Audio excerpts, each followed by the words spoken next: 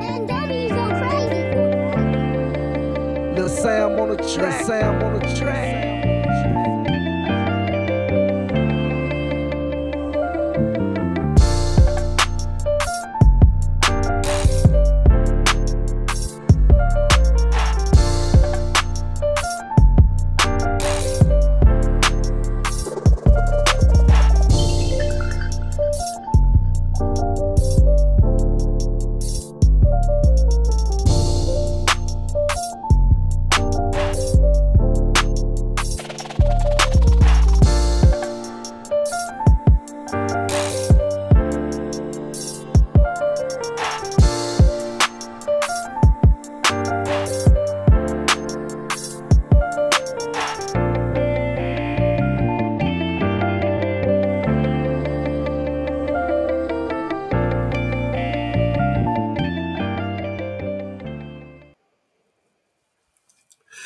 Hey, coach. Yes, you. Look, you can't build a winning culture if you don't know who you are. Identity drives everything. And too many of us are coaching from confusion instead of clarity. Hey, coach. Yes, you. You feeling burned out? Players not locked in? Parent drama wearing you down? Well, this is the place for you. The Coaches Code podcast, where we help you lead with purpose, protect your peace, and build programs that last. So do me a favor, coach. Subscribe to this channel, hit that bell if you're on YouTube, and share this with another coach who's trying to do it the right way. Your journey just got a whole lot stronger. Welcome to the Coaches Code podcast.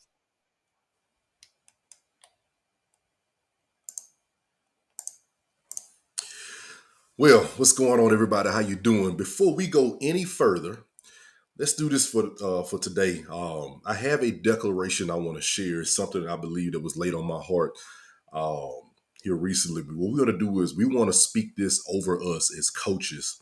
Every week that we have the podcast, we're going to open up and speak this. So it's right here on the screen. So I'm going to read it. Hopefully you can read it right along with me. And if you like a copy of this, just let me know. Shoot me a DM, the message or a comment, and I'll send it right over to you. All right?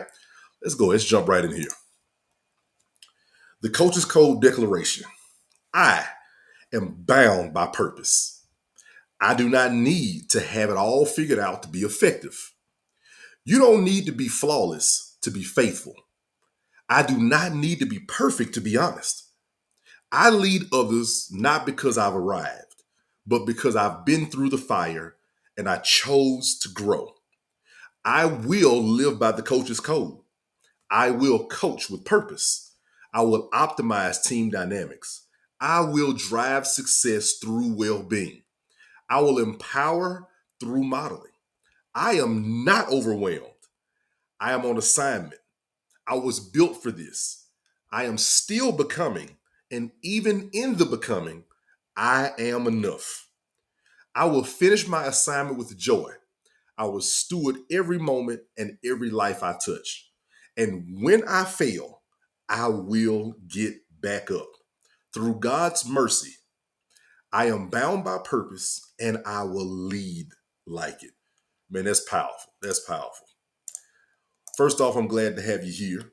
And what we want to do in today's episode is that I want to break down the foundational shift that changed my career, my entire coaching career. I'm just finishing up year 20. I want to help you gain clarity and also gain a coaching identity. This one shift helped me reduce burnout, gain athlete buy-in, and rebuild my programs from the inside out. And it can do the same for you. So once again, ready to jump right in. This podcast is based off of my book called The Complete Coach. You can look at the description in order to have opportunity to purchase. So I'm going to read some excerpts from it. And so here's a quote that we're going to jump into right from my book, Chapter 1, Laying the Groundwork. Great coaching starts with self-awareness and a clear vision. Your identity as a coach shapes every aspect of your program, ensuring lasting success on and off the court or field. I'm going to read that again for you. This is from chapter 1, laying the groundwork in my book, The Complete Coach. This is a quote. Great coaching starts with self-awareness and clear vision. Your identity as a coach shapes every aspect of your program, ensuring lasting success on and off the court or field. Let me tell you why I went ahead and wanted to read that, because one of the things I can say in my own personal story, starting off as a coach, is that in that quote it says that great coaching starts with self-awareness and a clear vision. Well, those are two things that I didn't have. So here it is now after 2 decades. That's something that I've been able to learn because of the mentors that I had in my life. And one thing I did not understand was self-awareness, and I did not have a clear vision. And so what happened with me was is that because of that, I found myself, changing offenses, changing defenses, and fussing, and trying to get kids to do things they weren't good at, and not working on weaknesses, just on the job training. And I think that's one of the biggest things for us as coaches right now, that a lot of this is on the job training. And if you don't have mentors around you to help you in order to build, then you just walk around and you don't know exactly what's going on with yourself. So, but for me, also, it says that, my identity as a coach shaped every aspect of my program. So guess what? If I'm chaotic, my program's chaotic. But it takes some self-awareness in order to understand that and see that. And the thing about it is just because you win games don't mean that you have a clear vision as well. Sometimes you just got a lot of talent, and that's cool. That's one of the things, but that's not my story. So for me, when I began my coaching journey, I can just remember just being all over the place, man. We were, losing close games, and, not really getting blown out, with close games. And, every night, as coaches, we question ourselves and trying to figure out, what do we need to do? We call other coaches, we ask questions, and everything we ask is just basketball oriented or sports oriented. But not realizing there's some things that we got to dig deeper with. But for me, um, when the losing, what it did for me was it made me check me. But the thing about it was is that I didn't do it on my own. I had a loved one who prayed for me, you know, and that loved one stopped me in my tracks, and they saw past the exterior. They can see the pain, the pressure, the frustration, and it wasn't just from coaching games. It's because my life was not aligned. Now, for those that don't know, I'm a church boy. Okay, my whole life been in church. But just because you go to church don't mean you know who Jesus Christ is. And so for me, I thank God for that person you know, who was praying for me, that was able to see past what I was trying to get people to see about me, and seeing who I really was, and seeing that, hey, there's something that's off with me. And the bottom line was I wasn't being faithful to myself as a person. I wasn't being faithful to my wife, and I wasn't being faithful to my God. And with that being said, I got to a point to where that conversation led to me getting voluntary counseling, all right, and therapy, and starting to peel back the layers and find out who I was as a person and who Jesus Christ saw me as well. And for the first time in my life, during that time frame, I had more clarity than ever. And guess what? Just to keep the story short, I went from 10 wins to 12 wins to 19 wins to 22 wins to 24. And now we're in the playoffs. We win in district. All these things started to take place. But for me, it was not a direct result of X's and O's. It was a direct result of having somebody who loved me enough. And so, with that being said, if you are struggling in some areas as a coach, you might not need to check the X's and O's. You might need to check you. Okay? And when you do that, you get some clarity in who you are as a person, and you're able to get a vision for how it is that you want to be remembered as a coach. Okay? So that leads me down to, now I have a framework that I base off my coaching philosophy from, and it's called the Coaches C.O.D.E. So those that's been following for a little while on social media, you've seen it, okay? And CODE stands for C, Coach with Purpose; O, Optimize Team Dynamics; D, Drive Success through Well-being; and E, Empower through Modeling. All things I learned over the years to help me to become, a better coach. I can never claim I'm the best coach in the world, all that kind of stuff there, but but there's some things about me for the regular average guy every day that we have to learn. And so what we're going to do is we're going to feature Pillar C, Coach with Purpose.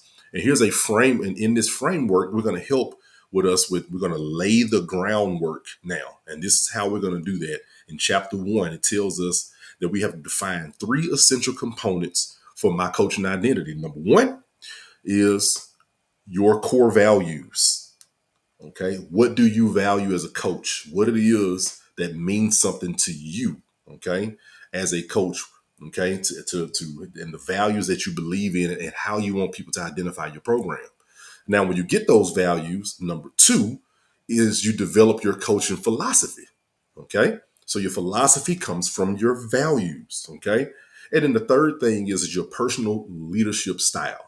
What you do with the personal leadership style is what that does is it keeps you confident in the direction that you're going on how you approach every day and how you approach administration, how you approach your players, how you approach parents. Now, mind you, we said in the declaration, you don't have to be perfect to be honest. But when you have these things in place, values, philosophy, style, now you're able to respond to things. Now, this is the thing. When you're clear, okay, on those things, chaos gets quieter. You stop reacting to things and you become proactive. You start responding with alignment and not anxiety because you're confident in your values, philosophy, and your style. Okay.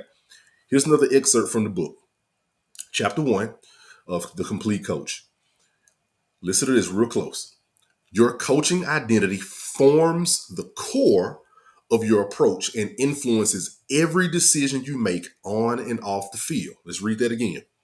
Your coaching identity forms the core of your approach and influences every decision you make on and off the field. I got this from an old coach years ago, and it said you got to make decisions now based off the future. Because what happens is the decisions that you make now as a coach and as a leader, if they're a little quirky and you don't have anything to stand on, a foundation to stand on, or you have a vision to follow and values that you lean on, then what happens is a situation to come a couple of years down the line that somebody can remember the decision you made 2 years before and say, well, you let such and such get away with that. Well, you let them do that. You let them get away. And so that's why you have to make sure that you have values in place that you stand on, because those values are bigger than you. And you hold yourself accountable and you hold your program accountable. Okay. So this is where you start. Ask yourself, so how in the world do I get values, philosophy, and style?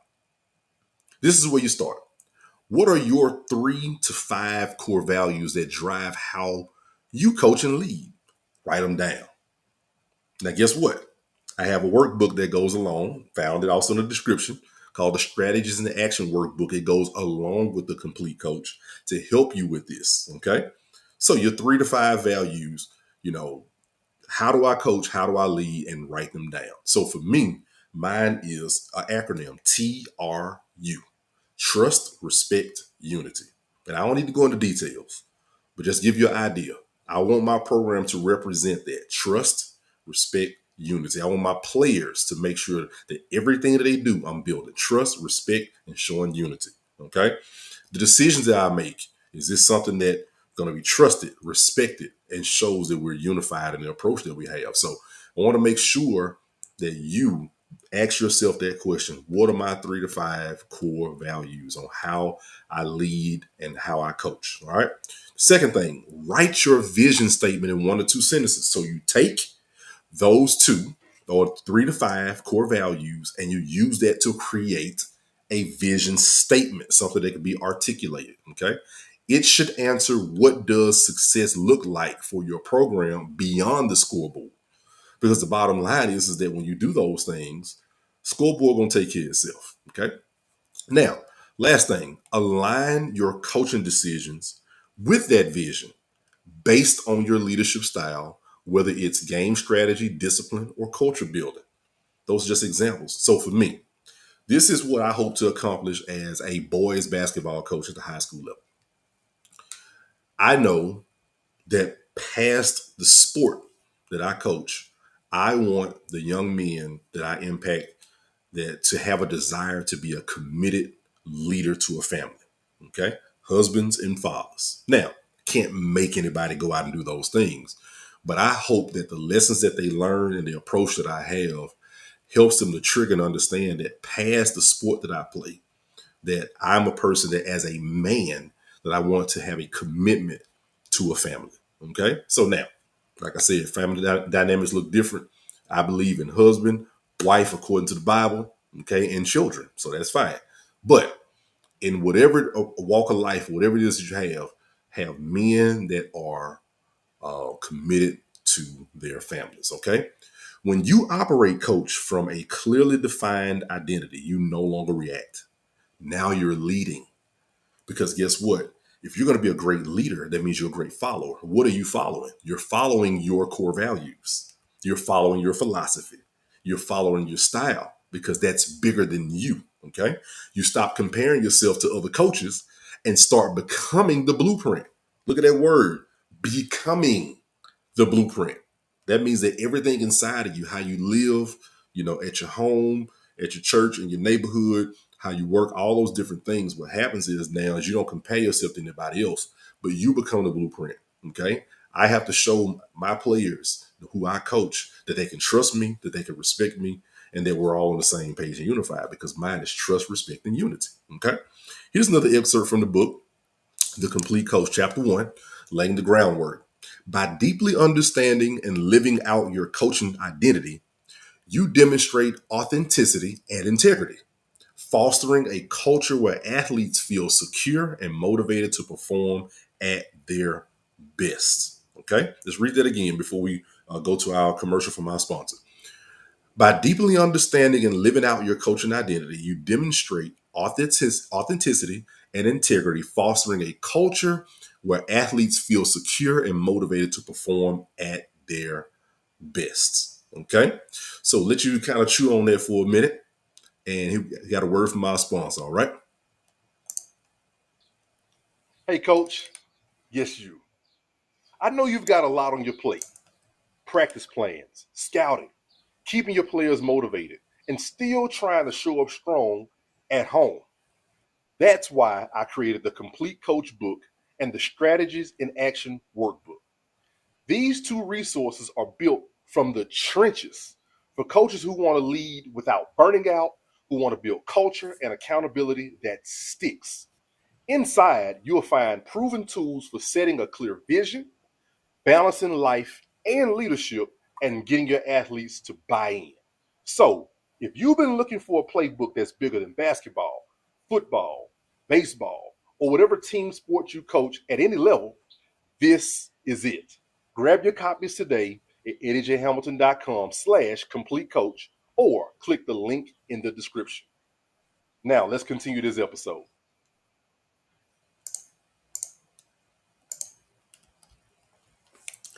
So I hope y'all like that. All right. That word from our sponsor. So this is how we want to end the day. Now we want to talk about the reframing and mindset and the transformation that's supposed to take place when you lay the groundwork according to chapter 1 of the Complete Coach. When you lay that groundwork, you have the core values, you got your vision statement. Now you understand your leadership style. Now, this is where you're putting it all together. So now, coach, when you put these things in place, and now that you have that, now you don't question yourself. You don't need a new offense. You don't need a new defense. You don't need more drills. That's not what you need. You need a new lens. Think about it. A new lens. You need a new vantage point. And now when you develop your vision, okay, your vision statement, your core values, when you get those things, your coaching philosophy is developed from that. What it does is it changes the way that you dissect your decision making and how you handle your kids, okay, and how you coach. So remember, you don't need new offense, new defense, but new lens. But your vision, okay, your core values, your philosophy develops that lens. You might even already have it. You just don't know it and you have it written down. All you got to do is get it in a place where you can write it down and see it and reflect on it. Okay. When I define my vision, my mission and my core values, it didn't just give me peace. It gave my program power. Because now, one of the things that happen is that they have something to stand on besides, well, we just want to win games. Yeah, we do want to win games. But it's a way, like here goes an example. If you all are watching the NBA finals right now, I know Indiana got blasted, the last time they played, but that game won. And there have been several games for those that are following basketball where Indiana was down double digits, 15 points, 14, 15, much as 20, and come back and won games. And it's why? It's because they have an identity. They know what they believe in. Now, that don't mean it works every single time. Sometimes the opponent just better than you. But man, to watch what they're doing right now historically is a beautiful thing to watch, because you're looking at, them be down and still believe we're supposed to win a game, not just because of making a shot. It's because they believe in who they are. There's a clear mission and vision and what they value as a team. So much respect to them. Okay. So this is when I knew my program had power. My first high school coach, freshman year, was Coach Mike Green. So for those that know me personally, knows who Mike Green is. Okay. And at Booker T. Washington High School in 1994, the 94-95 school year, it was my first coach besides my dad. My dad coached me in Little League. And he called us scrapping dogs. We was talking one day when I moved back home and was coaching, and he said this to me. He said that when your athletes start to mirror you, what you say, or even mock you, make jokes on some of the things that you say and how you carry yourself, he says, man, that's the ultimate respect. Ultimate respect. Because what it is, they're those things, even though they make it funny and things like that, but they believe in it. They believe in your cliches. They believe in your mantras and the things that you say. So that's when you know your program is gaining some power. Why? Because that was built by the mission, the vision, the core values that you put in place. So remember this. Don't just chase wins. Start building young men and women. Okay? Remember that. Don't just chase wins. Start focusing on building young men and young women. But guess what has to happen? You got to build you. Okay? You got to build you, coach. All right? And what the complete coach is, it helps you identify the things that you value, and you get to write it down and redevelop yourself. Or if you're a young coach, develop yourself. Okay? So I appreciate you all coming in today. I'm going to close out with one quote that's also found in the book by the legendary coach, Coach John Wooden, 11-time champion at the NCAA level. And it reads, "It's the little details that are vital.